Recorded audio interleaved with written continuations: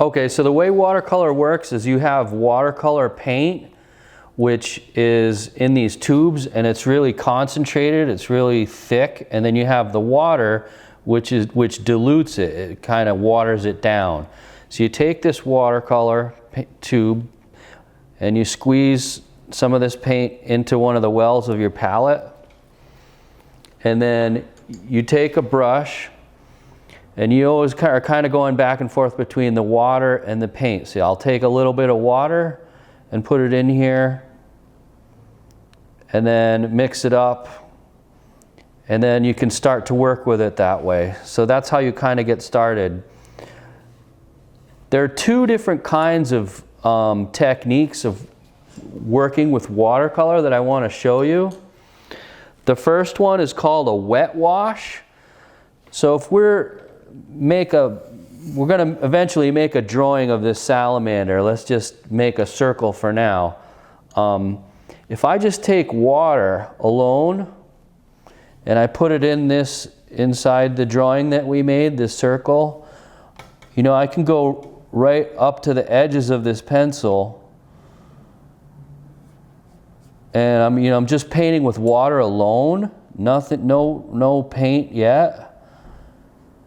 This wet wash technique uses the water to spread the paint out evenly so you don't get all these brush marks everywhere. All right, so I fill it all in with water, then I get some paint,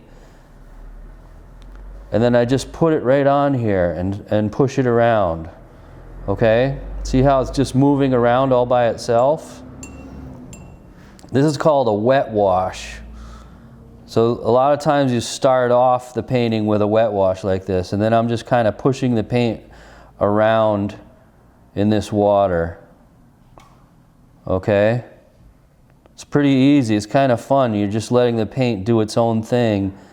And the idea is that it spreads out evenly so you don't get all these brush marks everywhere. All right? So that's called a wet wash. That's the first of the two techniques that I'm going to show you about how to use watercolor.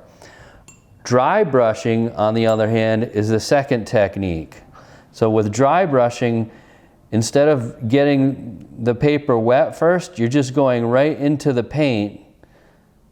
And then this is good for making like details. Then you go right onto the paper. So you can make like sort of detailed lines this way. And you know, you can use different size brushes for this. But you're just taking the paint and putting it dry onto the dry paper. You're taking the